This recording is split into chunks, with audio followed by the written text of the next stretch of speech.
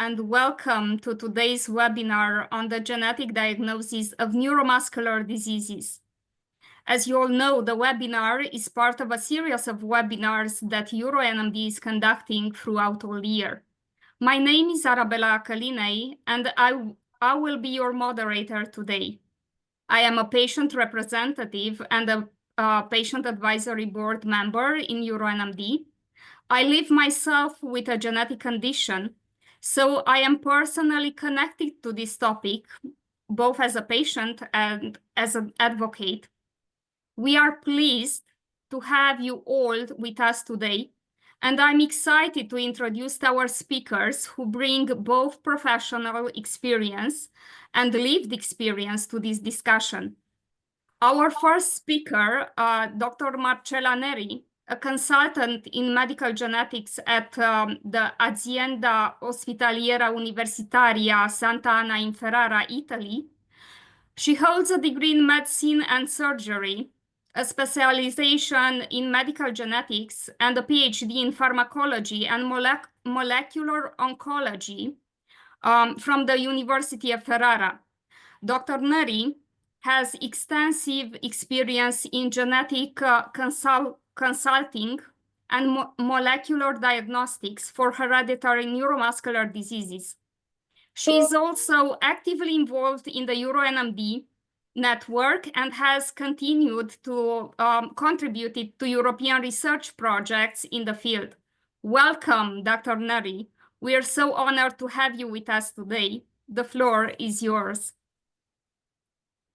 Thank you very much.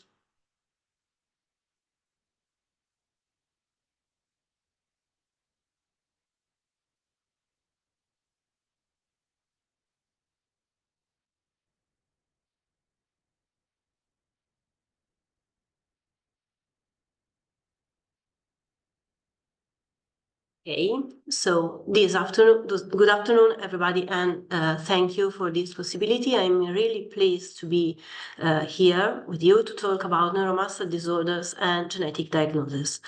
When we talk about neuromuscular diseases, we talk about a broad and heterogeneous group of hereditary and acquired disorders that affect the motor units. And although individually rare, these conditions are relatively common in Europe and affect life and mobility of 500,000 patients. The most common neuromuscular diseases listed by frequency include the Charcot-Marie-Tooth disease, Duchenne-Becker muscle dystrophy, the myotonic dystrophy, the facioscapulohumeral muscle dystrophy, the spinal muscle atrophy, and the limb girdle muscle dystrophy. When we can suspect that a neuromuscular disease is genetic? Well, there are some features that may suggest an hereditary process, and this is the early onset, a long-standing or slowly progressive deficits, a multisystemic disease, and similar symptoms in other family members. And of course, we have to exclude acquired disease. The clinical diagnosis is important to address the genetic diagnosis.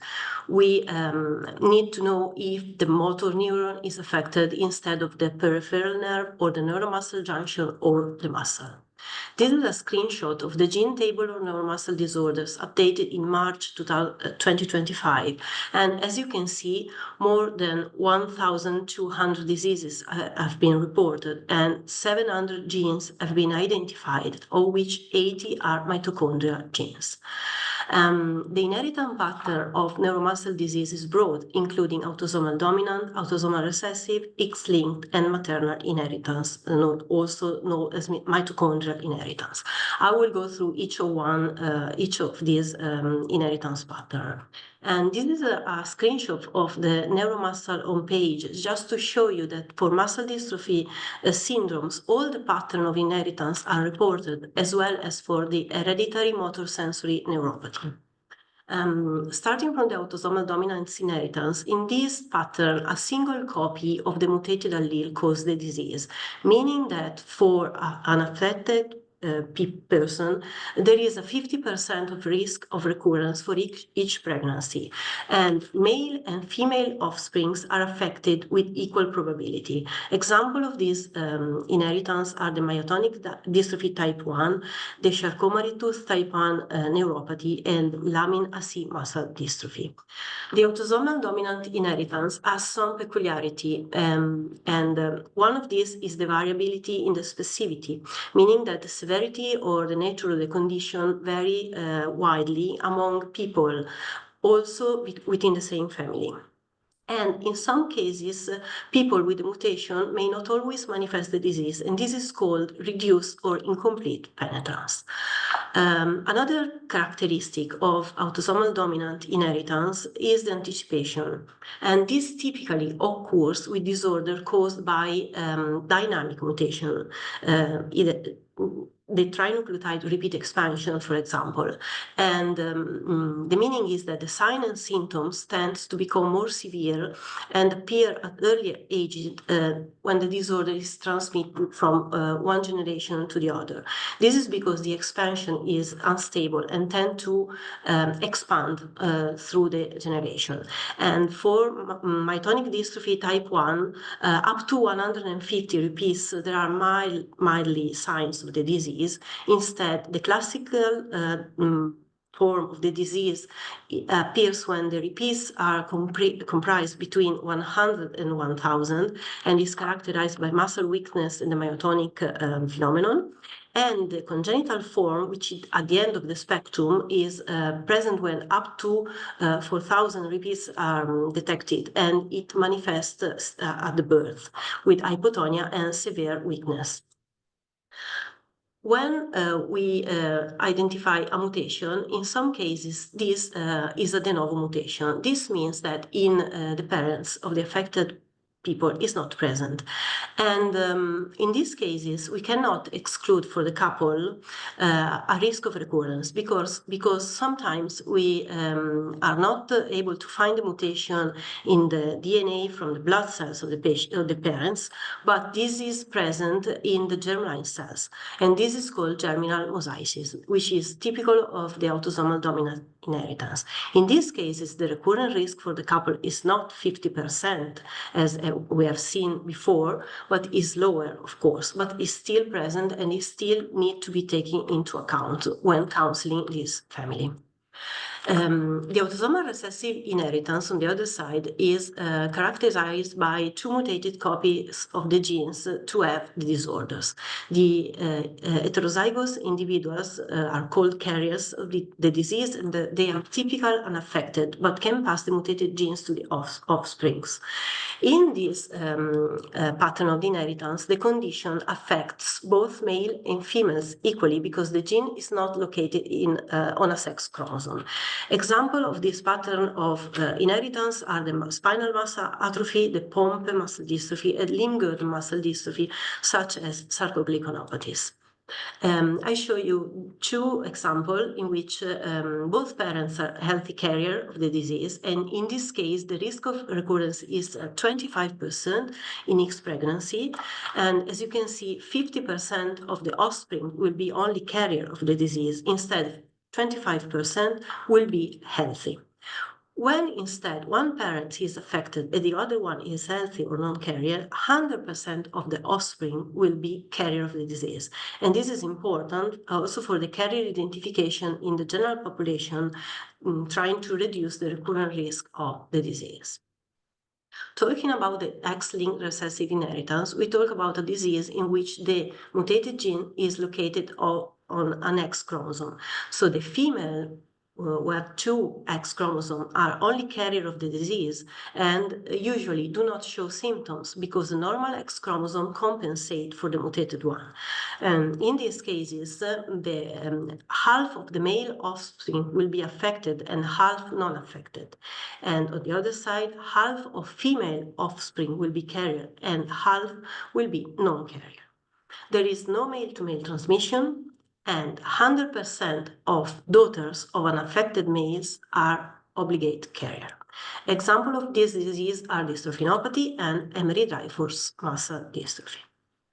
And the last pattern of inheritance that I want to show you is the mitochondrial inheritance. This is characterized by a maternal inheritance because the mitochondrial DNA is exclusively inherited from the mother. And the condition can affect both male and female offspring. And one of the characteristics is called heteroplasmia, meaning that the proportion of mutated mitochondrial DNA versus the proportion of the normal mitochondrial DNA play a role in the severity and range of symptoms experienced by individual. The mitochondrial diseases are not only neuromuscular disorders, they are systemic disorders, and these should be taken into account when we think of this disease, because mitochondrial encodes genes involved in cellular energy production.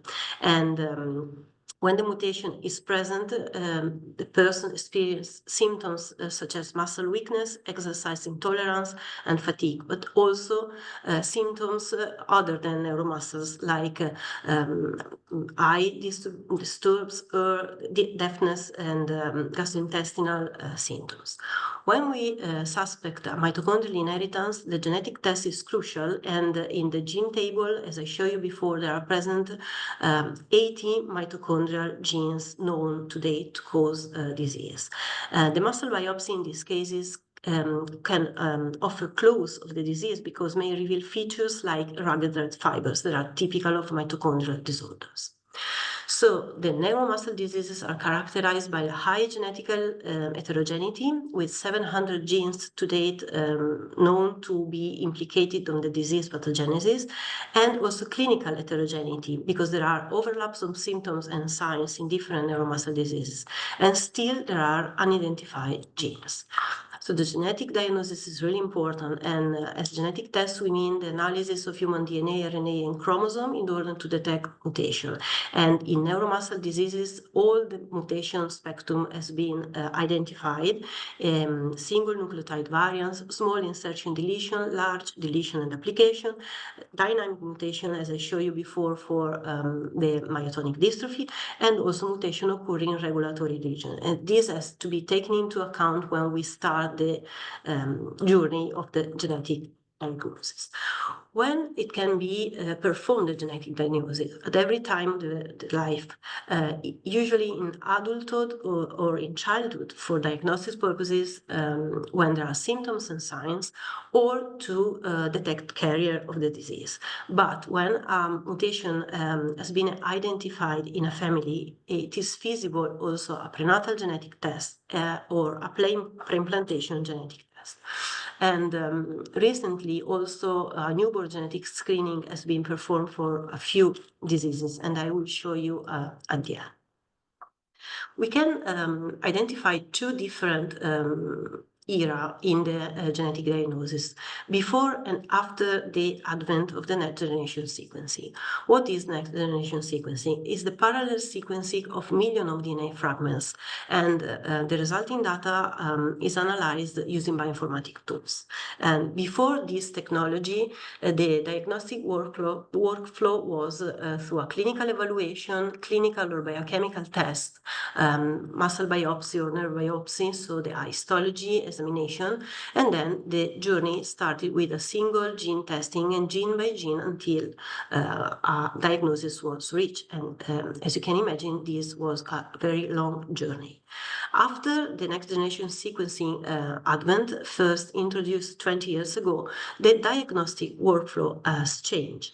The clinical evaluation is followed by exome or genome sequencing mostly, and then in parallel or later clinical or biochemical tests are performed, and also histology. And for some gene, I will show you in particular for the dystrophin gene, is still possible a single gene testing.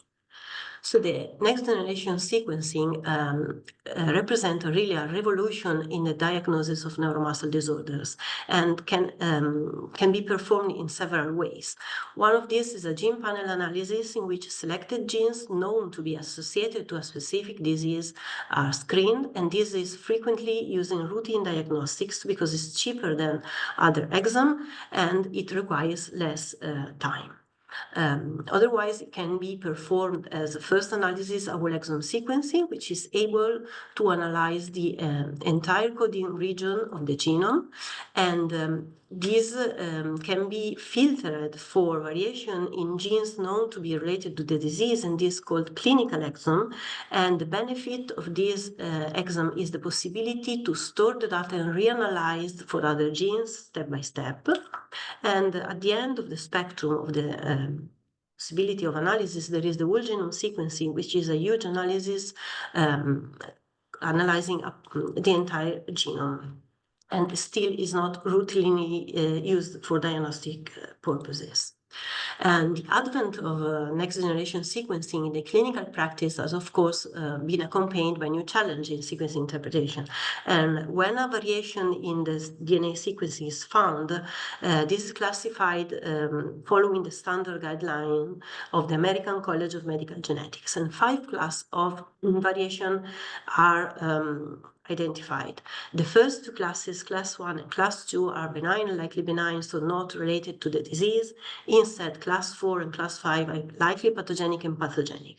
But the more challenging and tricky class is the class number 3, which include the variant of uncertain significance. This means that the variants are not clearly related to the disease, but are not identified in the general population, healthy population. So for the classification and the interpretation of this kind of variant, is important to share data among clinicians, among laboratories. It's important to use in silico prediction and also use subclassification and gene-specific classification. Another challenge the next generation sequencing is the mutation loss. As much as you look for, as much as you can find. Therefore, sometimes it happens that apart from the major gene involved in the disease, variation in other genes related to the disease are found, and these can modify the clinical phenotype. So this is called mutation loss. In the next generation sequencing era, there are still a gene particular for which the single gene analysis is recommended, and this is the dystrophin gene. Dystrophin gene is a huge gene located on the short arm of X chromosome, so the disease is inherited in an X-linked recessive way, and the disease is characterized by the absence of the protein in the muscle biopsy of the patient, and this is called the Duchenne muscle dystrophy, which is the severe form of the disease. Or if the protein is present but reduced, this is called the Becker muscle dystrophy. So the muscle biopsy is really important for the diagnosis. We know very well that the mutation in the dystrophin gene are 75%, in 75% of cases deletion, 10% of cases duplication, 25% small mutation, and only 1% of cases are deep internal mutation. The mutation are inherited in 2 out of 3 cases, and 1 case out of 3 is a de novo. The genotype-phenotype correlation in this disease follow the frame rule, meaning that if the mutation disrupt the frame of the gene, is expected to end in the more severe spectrum of the disease, the Duchenne muscle dystrophy. Instead, if it's still possible to produce a little bit of protein, the clinical phenotype expected is the Becker muscle dystrophy. The molecular analysis of dystrophin follow steps, and this has been revised recently in the best practice guidelines for the genetic test. And the first step is the next generation sequencing, if it's able to detect the deletion duplication, and followed by the analysis for small mutation.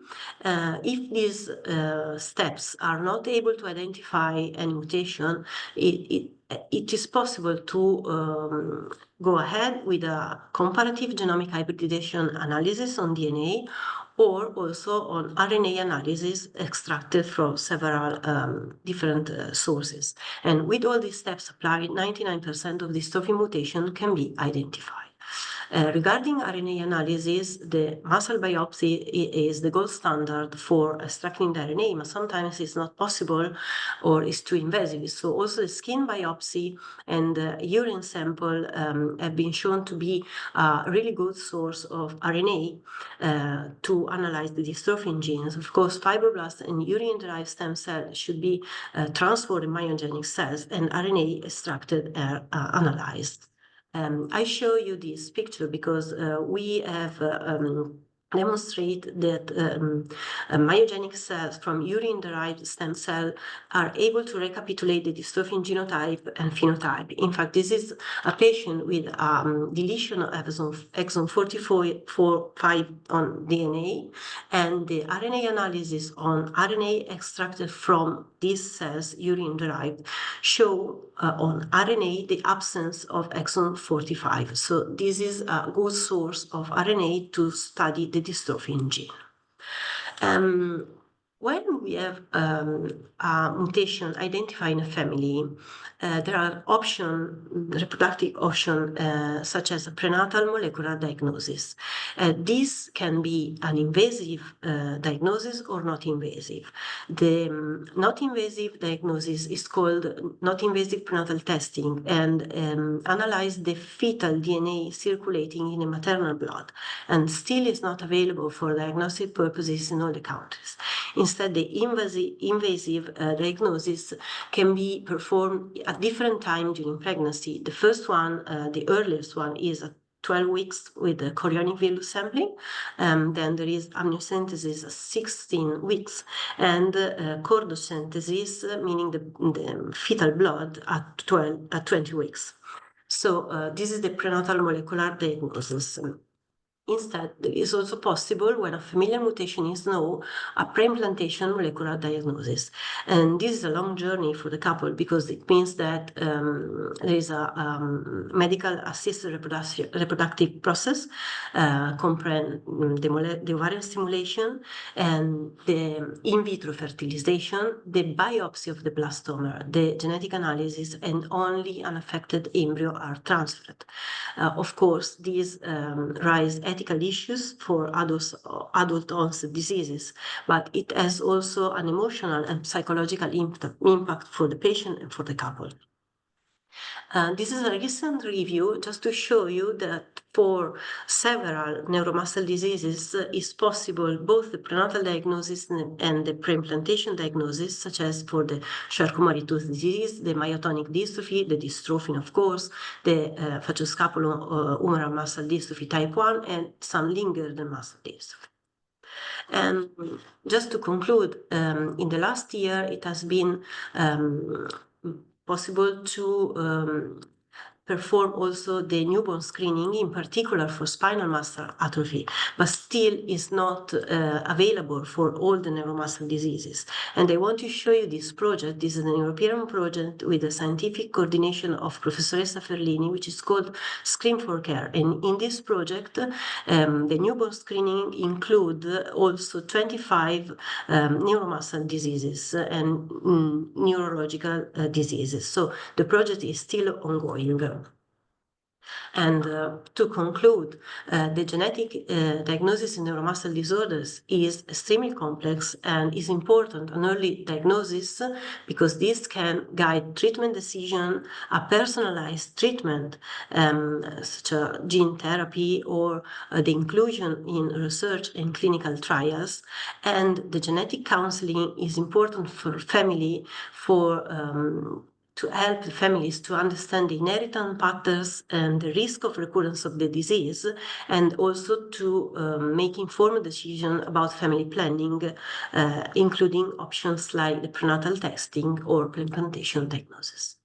And I want to thank all my group, the European Reference Network, of course, the Screen for Care project, the Solvardi project. Thank you. Thank you so much, Dr. Neri, for such a comprehensive presentation and for all this valuable information about genetic aspects of neuromuscular diseases. Now, you will have two short patient perspective presentations. First, we will hear from Madelon Kroneman, Then I will share a few words about my own experience as well. Madelon Kroneman is, first of all, one of my colleagues in the Patient Advisory Board of EURO-NMD, and she has been a volunteer of Spierziekten, Netherlands for over 25 years. She lives with myofibrillar myopathy. She is not only a patient, but also a senior researcher at the Dutch Institute of Health Services research, and very much involved in research that supports EU policy making. Madelon, the floor is yours. Please share your screen, and looking forward to hear you.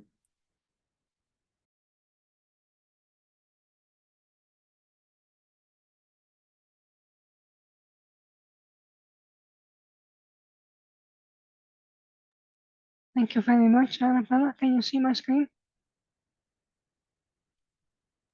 Yes, we can. Yes. Okay, thank you. Well, today I'm going to tell you in a nutshell the genetic diagnosis journey from my disease. And I will start with a short piece of history. Just after World War II, family members of me showed muscle weakness. And for the males, the idea was that it was a result of trauma during the Second World War. And my grandmother was admitted to the hospital for 1 year to do all kinds of medical evaluation. She came in walking and left the hospital in a wheelchair, and finally there was no diagnosis at all. So this was not very helpful. Then in 1968, my mother got symptoms, and she also sought medical guidance. And she found a neurologist that was interested in our disease, and he started a large family investigation at the Utrecht University Hospital in the Netherlands. And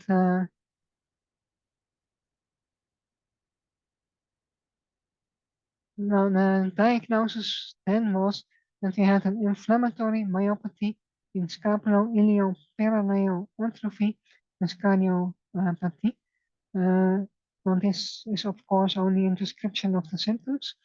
The investigator, Dr. Jennekens, the neurologist, however, found 2 families with similar symptoms, and he published that in a publication that appeared to be quite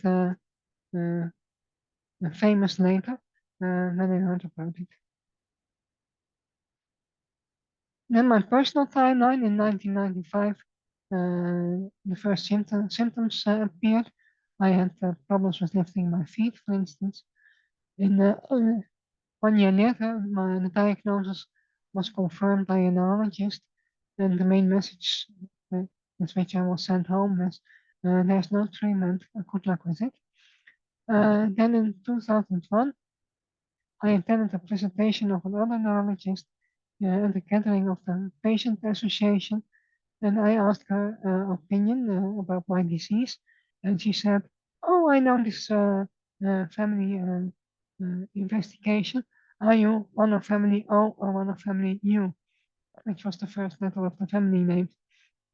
So she was familiar with this.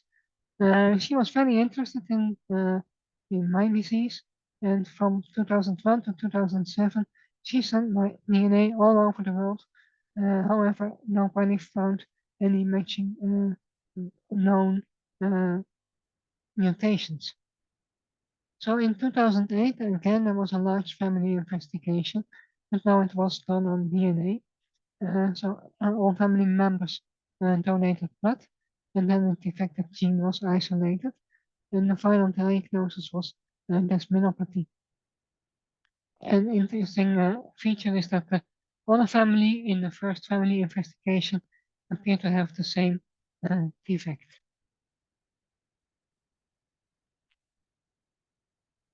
So over time, I have had quite a lot of diagnoses. It started, of course, with the large description of the symptoms. Then one neurologist said you have ALS. and then it was a hereditary progressive neuromuscular dystrophy. Emery-Dreifuss muscular dystrophy was one of the options. Scapuloperoneal syndrome, congenital myopathy, muscle disease not specified, limb-girdle type 1D, myofibrillary myopathy, and tendinopathy. And this is all from my medical record. I just thought like what the diagnoses were.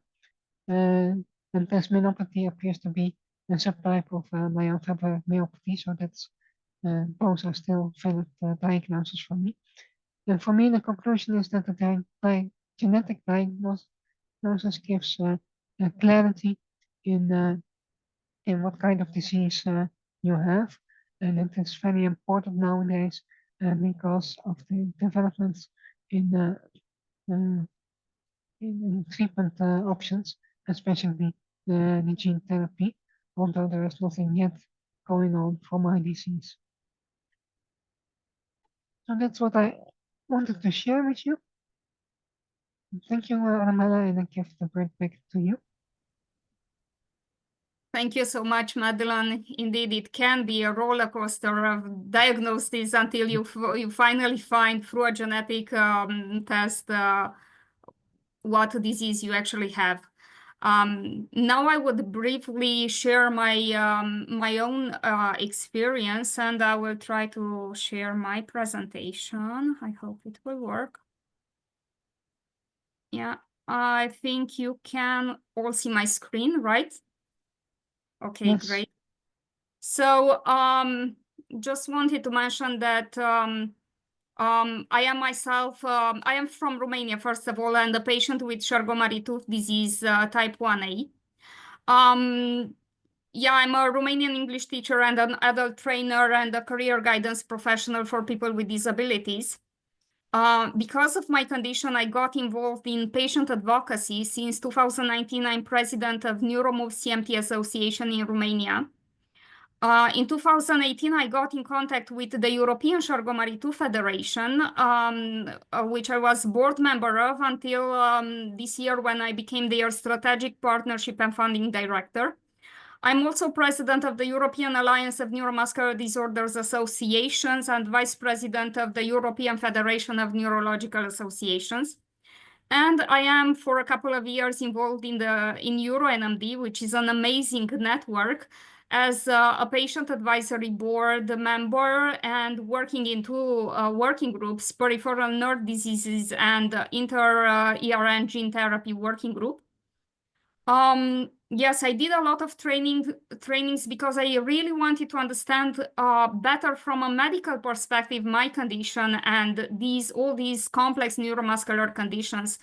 So I specialized a little bit in HTA, and also I'm an EUPathy and a EUPathy fellow and an EURO-NMD alumni. I have inherited CMT1A from my mother. Actually, we have 3 generations with Charcot-Marie-Tooth 1A in my family, 13 people, my 2 sons included. But I was diagnosed, genetically diagnosed only when I was 45 years old through an MLPA test, through a genetic test, which basically found a PMP22 gene duplication, and CMT1A was confirmed. My 2 sons, and you can see they are a rather old picture of me and like taken 2 years ago of me and my 2 boys. They were unfortunately both diagnosed with CMT1A, so they inherited it from me. My youngest one, he was 7 years old when he got diagnosed, and he did not show any sign. We were really thinking that he did not inherit the disease. But our surprise was that the genetic test was positive.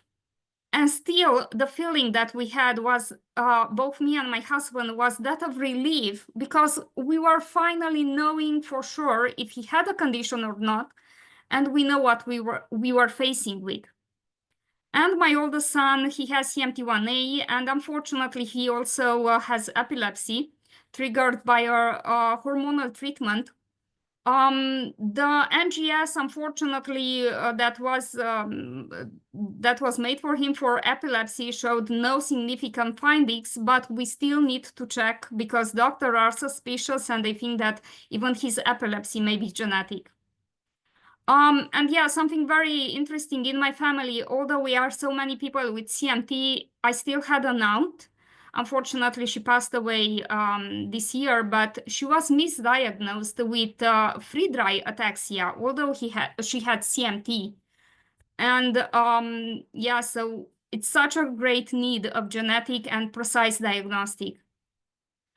And I would just say that our genetic journey gave us clarity and can give patients clarity, more clarity, and identify the specific disease they have. It really helped us make more informed decisions for my children. And of course, patients can make informed decisions after they have a certain diagnostic. And basically, knowing for sure that I have CMT1A shifted me from uncertainty to advocacy and leadership that I'm doing right now. And just a very short takeaways for patients and families. First of all, I would say, don't wait. Pursue genetic diagnostic if possible. And share family history health because, and I'm sure Dr. Neri would agree with me, patterns do matter. Empowerment starts with understanding your condition. And for doctors and clinicians and researchers out there, I would just say that genetics can indeed be life-changing beyond the diagnosis. And patients are most of the time partners and can be partners. And please do involve them in this journey because we do share a common goal. And I would just say that let's try to build bridges between knowledge, research, care, and community. So thank you all. As you can see, both Madelon and me, being patients, we had a complex journeys, but we did get these nice feeling of certainty, and it was so empowering for us to finally find out exactly what disease we had and what we were facing with. And thus being said, I would just want to thank you for listening to all of us, but something very important, now we will move into a short discussion of some of the ethical aspects surrounding genetic diagnosis. Dr. Neri, will you be so kind to share your insights regarding your topics? And I think you also have a presentation. Please take the floor. Thank you very much. Okay, so I come back to the presentation.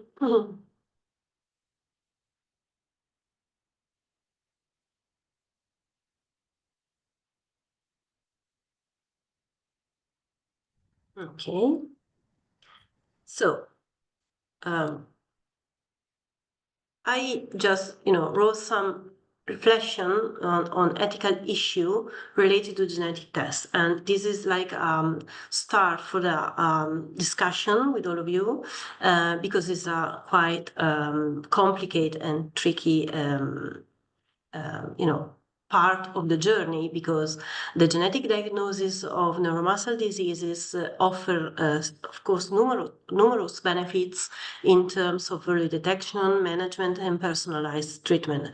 But on the other side, it also raises complex ethical questions that need careful consideration regarding, in particular, the reproductive choices, discrimination, and the psychological impact on families. The ongoing advancement in genetics and genomics will continue to improve the accuracy and accessibility of testing, but healthcare professionals and ethicists must work together to ensure that these technologies are used in a way responsibly and equitably. So I went back to the ethical guidelines for genetic testing of the World Health Organization.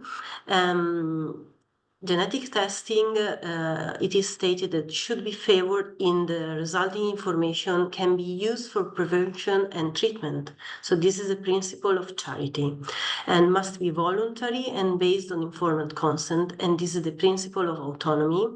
And the genetic testing must be available to at-risk adults who want it, even if there is no treatment existing. And this is still autonomy principle. Genetic testing of minors, child, should be performed only if there is a potential medical benefit, and this is the principle of autonomy, but also beneficence and non-maleficence. And the result should not be accessible to employers, insurance companies, schools, government, and this is the principle of non-maleficence. And the person who is undergoing a genetic test should be fully informed about the limitation of the test, including the possibility of the results that are not informative and the inability to predict the exact age of the disease onset and sometimes of the symptom severity, so the genotype-phenotype correlation. And the test must be accompanied always by a genetic counselor. So it's really important, the informed consent, because the information is complex. Sometimes it happens that uncertain results, as I showed you before, a variant of uncertain significance can be detected. So patient and the family may struggle to fully understand the implication of the test, particularly when the result may not provide clear diagnosis or predict outcome. So the process of the informed consent need to ensure that individuals comprehend the potential benefit, but on the other side also the risk of testing, such as the possibility of incidental finding or secondary finding. And many individuals asking for genetic testing may need also psychological support because they are facing a significant physical or emotional distress. So it's important to work in coordination in a group, comprehend with the head also of the psychologist. In fact, the psychological impact can be really tough. The result from genetic testing can sometimes be ambiguous, and this uncertainty can lead to increased anxiety for patient and family. And there may be also concern about whether individuals should be tested if they are minors, if there is no clear benefits, and or if they are or not able to fully understand the implication. So the genetic data are sensitive and need to be protected, especially from employers, insurance company, or other parties. And sometimes there is a need to share data in research database or extended to family member, and the ethical issues arise regarding the balance between potential scientific advancement and the need to safeguard personal privacy and familiar relationship. So the next generation sequencing era influenced the ethical issue because with a huge analysis such as whole exome sequencing or whole genome sequencing, it's possible to find secondary finding or unsolicited finding to have variants of unknown significance, and it's possible also to be included in research settings. So it's important that the patient is informed about all these aspects of the genetic test. And of course, the traditional issue like autonomy, privacy, right to know, right not to know, the coercion and the confidentiality must be maintained. The incidental finding are the mutation found in disease gene not implicated in the etiology of the test disease. One example is analysis for a neuromuscular disorders, and the output is mutation also in an oncogene, so a gene with a predisposition to cancer. And the family dynamics is important for the analysis because the results from genetic test have an implication not only for the individual test, but also for the family member. So it's important to ask in the informed consent if the information can be shared with the family member or not. And yeah, sorry. And this was my last, reflection on ethical issue. Thank you. Thank you so much, Dr. Neri, once again. Madelon, would you like to give us your... Yes, please. I have a few additions. Maybe you can stop sharing, Dr. Neri. Yep. Yes. I just take out my... Oh, fine, thank you. Well, you talked about that it can be challenging for people who are already having symptoms, but it can also be very challenging for those who don't have symptoms yet, and getting faced with a diagnosis and knowing that you will develop a disease in the future. And yeah, you may end up with every time you feel a little bit fatigued or a little bit weak, you think, oh, now it starts. So you have to be very aware of what it brings to you when you do a genetic testing. In my case, you can test very specifically for the gene because the defect is known. In my family, it starts at a later age. My branch of the family starts at 30. So my children were not tested before they were 18 because they have the right to decide themselves and to be tested, yes or no. And my oldest daughter, she's 30 now. She started the process of getting tested, but in the genetic counseling, she decided to do this not yet because for her it was too emotionally. And then you also have to think of the fact what it does for instance, if you want to conclude a life insurance or a mortgage, this can be challenging because you have to you are obliged to answer the medical questions in an honest way. And if they ask if there is any disease present, you will have to say yes if you have had genetic testing. So this is also an important issue that you have to think of beforehand. I think that's what I would like to add to. Yeah, right. You're right. Yeah, you're right. The pre-symptomatic journey is tough journey, and also because if patient decide to have the genetic test and the genetic test is positive, it's not possible to predict only based on the result the sign, symptoms, and the age of the first manifestation of the disease. So we have to be clear on that and say that okay, we can perform the test. Usually we have the psychologist with us, so is a multi-step process. The first, meeting is with a clinical geneticist, and we explain the disease, the risk of recurrence, the clinical manifestation, and then we book a second appointment after a while, and the psychologist is present, and then all the psychological aspects are treated and explained, and then if the patient wants, he contact us and come back, and then we perform the molecular analysis. So, and then at the end, when we return the analysis, both me, my colleague, and the psychologist, we are present. So it's a multi-step, and in this step we meet the patient and know him and know the feeling. So it's really tough also for us in a way. And also, if you are in the age that you are thinking of having children, then you have to think, how do I feel about transforming transferring the disease to your child.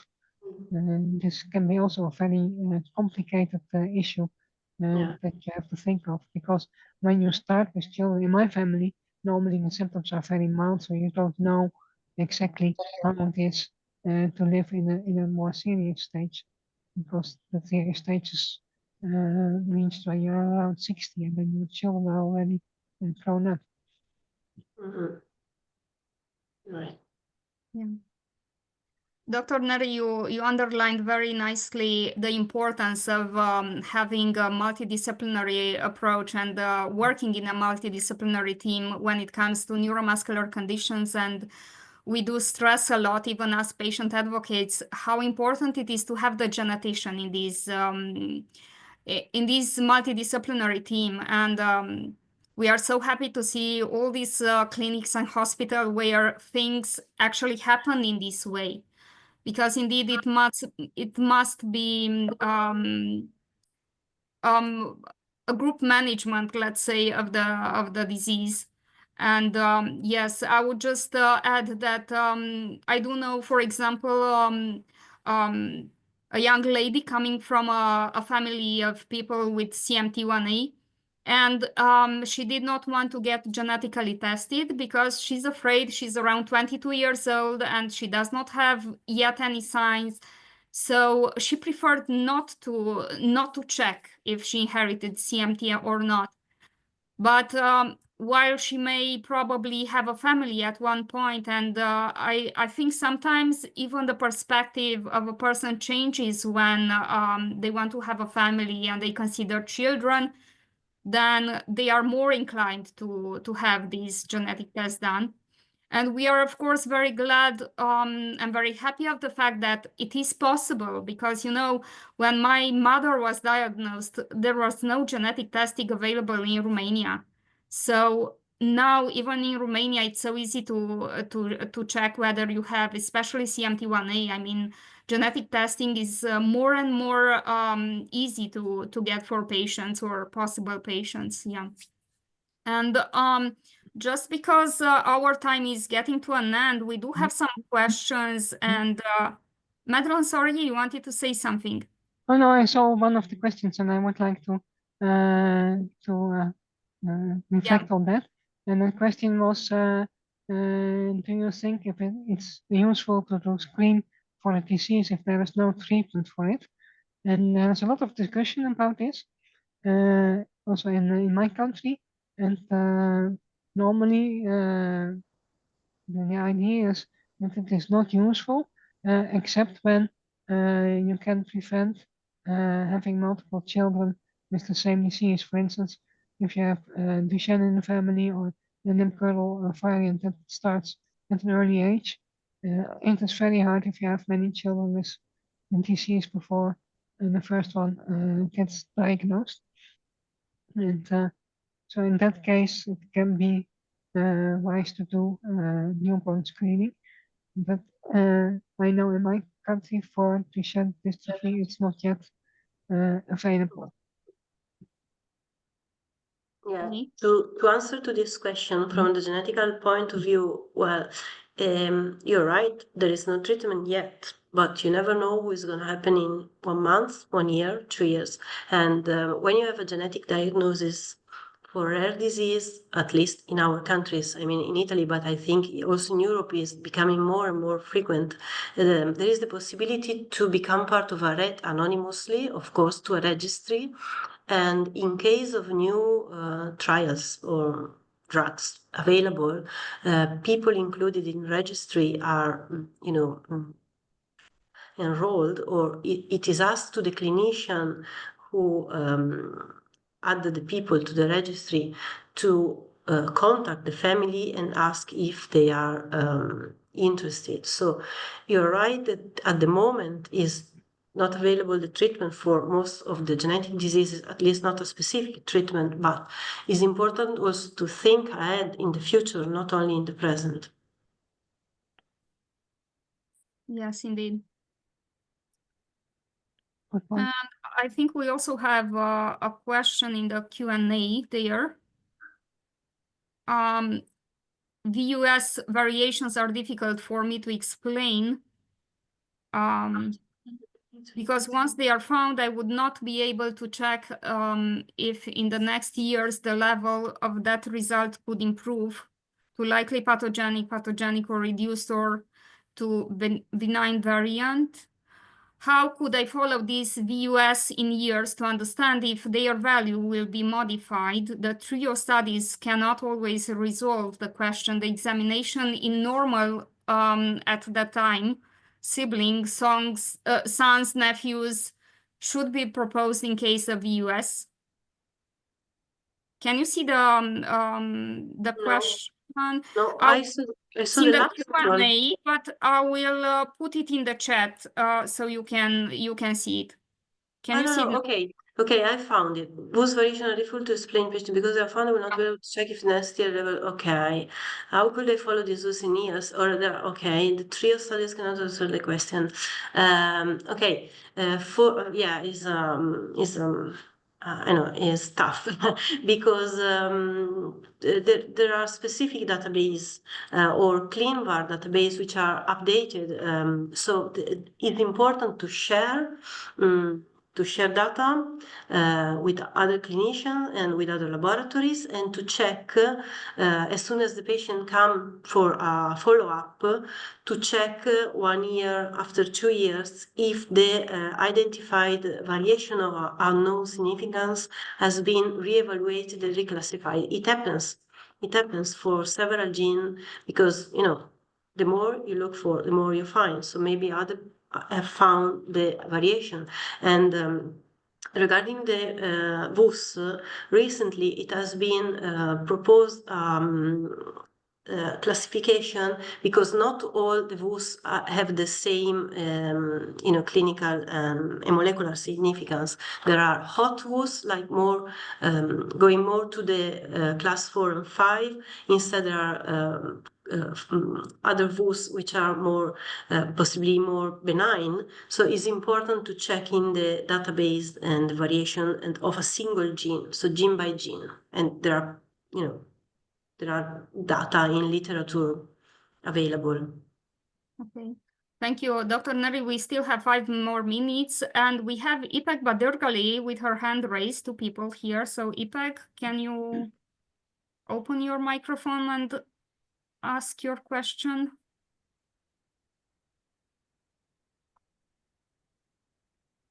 Actually, I raised it by mistake, sorry. Okay, then we will, it's okay, Peg. We will then have Eva. Eva, could you open your microphone and ask your question, please?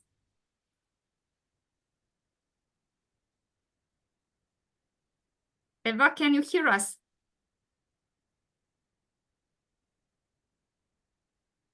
Okay, so I'm not sure if she can hear us. I think not. Do we have any more questions? We have a comment on the chat from Josephine. Okay. Let me just check this comment. Yeah. Thank you for this meeting. Sharing this information is never enough. I totally agree. As a parent of 2 kids, 7 years old and 4 years old, with MEF2C haploinsufficiency syndrome that was passed, inherited, knows well what lack of accessibility to genome sequencing genetic testing brings along. Good phenotyping of patients is fundamental, of course.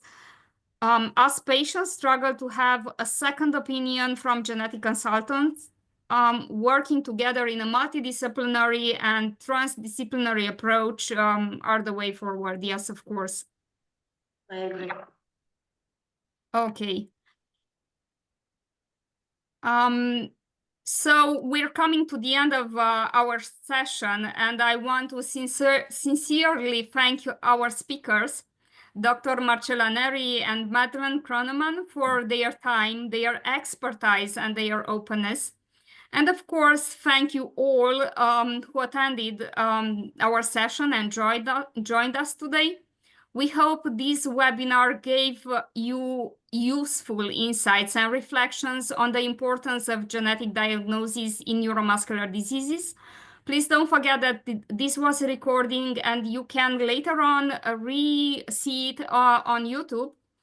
Take care, and we hope to see you again at our future webinars. Have a great evening, everyone. Goodbye. Bye. Thank you very much, Arabela, for moderating, and thank you to the for the invitation. Bye-bye. Bye bye. Thank you Bye. very much, everyone. Bye. Bye.